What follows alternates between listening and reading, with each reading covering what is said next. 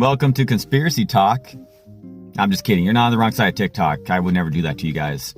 But as a former Army attack helicopter pilot, I do have to note some stuff about this recent crash, mainly the predominance of conspiracy theories and how easily people are fooled by that kind of stuff. First of all, unless you're getting your information from somebody who's an expert, aka professional pilot, ATC, NTSB investigator, somebody with actual experience who has done this stuff for a living, it's just speculation. It's high school gossip. It means absolutely nothing. Just because somebody says something with confidence from Wyoming doesn't make it true. There's a lot of conspiracy theorists out there. And even when you find those experts, compare all of them. They should be saying very similar things.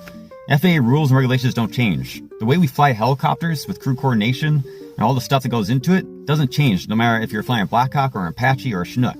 Okay, let's get into some of the misinformation and conspiracy theories out there right now. Number one, why didn't that helicopter's radar pick up that passenger jet? It comes down to the fact that Army helicopters and most helicopters in the world don't have radars for various reasons. There's a small exception for attack helicopters, Apaches, but in the most part, helicopters just don't carry radars. Number two, and a conspiracy theory, the Black Hawk pilots did it on purpose, because there's no way you could have missed that aircraft on approach. One of the very first things you learn in military flight school is how hard it is to fly at night. For example, have you ever been staring at the stars and all of a sudden that star seems to be moving? Or you stared at it for so long it just kind of disappeared? Those are all actual visual illusions. It's your brain playing tricks on you in many ways. And those are the same things that pilots have to deal with. In addition to that, because you're up above the ground level, a lot of times when you see bright lights for landing gear, etc., all that stuff gets washed out in the city behind you. So in a highly congested area like DC, something that's very obvious and big like a passenger jet isn't that big relative to everything else.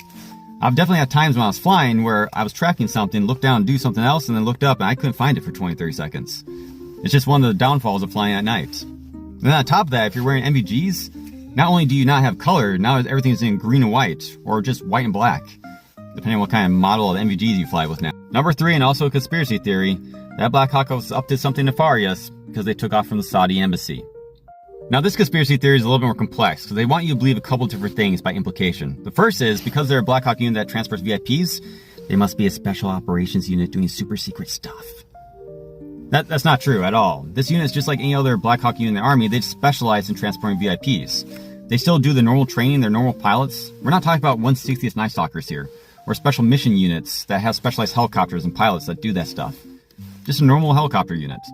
On top of that, the other part of this conspiracy theory is because the helicopter was picked up around the Saudi embassy, per the news reports and that, they must have been taken off from there.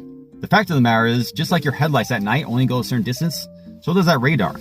If you have their headlights bouncing out of a hill, you're not going to see anything past that hill.